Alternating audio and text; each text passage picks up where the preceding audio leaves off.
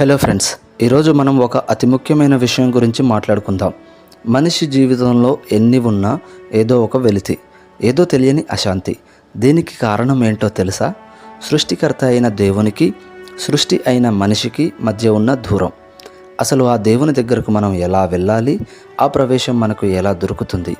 ఈరోజు మనం తీసుకున్న 6 బైబిల్ వచనాలు మనకు ఒక అద్భుతమైన మ్యాప్ని ఇస్తున్నాయి. స్కిప్ చేయకుండా చివరి వరకు చూడండి, ఎందుకంటే ఇది మీ జీవిత గమనాన్నే మార్చేయవచ్చు. మనం మొదటగా యోహాను సువార్త 6:44 చూస్తే యేసు ప్రభువు ఒక మాట అంటున్నారు, మీలో మీరు సనుగుకొనకుడి. మనం తరచూ దేవుని విషయంలో ఎన్నో ప్రశ్నలతో, అసహనంతో సనుగుకుంటూ ఉంటాం. కానీ ఇక్కడ అసలు రహస్యం ఉంది. తండ్రి ఆకర్షిస్తే తప్ప ఎవరూ యేసు దగ్గరకు రాలేరు. అంటే మీరు ఈ వీడియో చూస్తున్నారంటేనే దేవుడు మిమ్మల్ని తన వైపుకు ఆకర్షిస్తున్నారని అర్థం.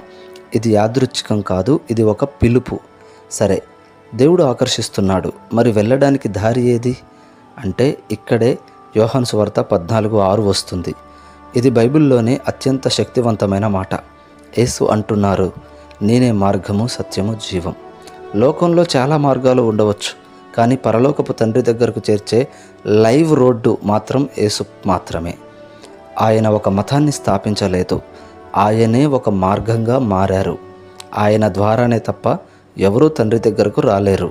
ఇది ఒక కఠినమైన నియమం కాదు, ఇది ఒక ఖచ్చితమైన భరోసా.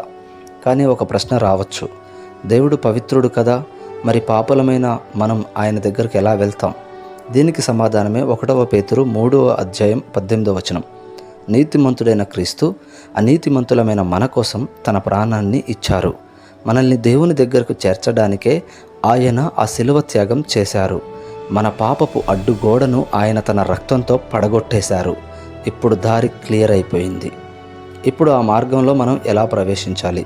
రోమీయులకు రాసిన పత్రిక 5:2 ప్రకారం కేవలం విశ్వాసం ద్వారానే మనం ఈ కృపలోకి ప్రవేశిస్తాం. ఇది మనం కష్టపడి సంపాదించుకున్నది కాదు, ఆయన ఉచితంగా ఇచ్చింది. ఇంకా అద్భుతమైన విషయం ఏంటో తెలుసా? ఎఫెసీయులకు 3:12 చెబుతుంది, ఇప్పుడు మనం దేవుని దగ్గరకు వెళ్ళాలంటే భయపడాల్సిన పని లేదు. మనకు ధైర్యమును, నిర్భయమైన ప్రవేశమును లభించాయి. ఒకప్పుడు దేవుడంటే భయం, కానీ ఇప్పుడు ఆయన మన తండ్రి. ఆ చొరవ మనకు యేసు వల్ల కలిగింది.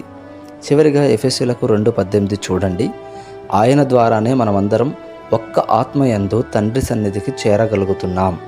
ఇక్కడ కులమత భేదాలు లేవు, ధనిక పేద తేడాలు లేవు. ఎవరైతే యేసును నమ్ముతారో వారందరికీ ఆ తండ్రి సన్నిధిలో చోటు ఉంటుంది. ఫ్రెండ్స్, మీ జీవితంలో మీరు ఒంటరిగా ఉన్నామని భావిస్తున్నారా? దేవునికి దూరమయ్యామని అనిపిస్తుందా? ఈరోజే ఆ మార్గమైన యేసు వైపు చూడండి. ఆయన మీకోసం ఎదురు చూస్తున్నారు. ఆ ప్రవేశం మీకోసం సిద్ధంగా ఉంది. ఈ వచనాలు మీ హృదయాన్ని తాకాయని నేను నమ్ముతున్నాను. ఇందులో మీకు బాగా నచ్చిన వచనం ఏది? కింద కామెంట్ చేయండి. ఇలాంటి మరిన్ని ఆత్మీయ విషయాల కోసం మన ఛానల్ని సబ్స్క్రైబ్ చేసుకోండి. ఈ వీడియోని మీ స్నేహితులతో షేర్ చేసి వారికి కూడా ఆ మార్గాన్ని పరిచయం చేయండి. వచ్చే వీడియోలో మళ్ళీ కలుద్దాం. దేవుడు మిమ్మల్ని దీవించును గాక.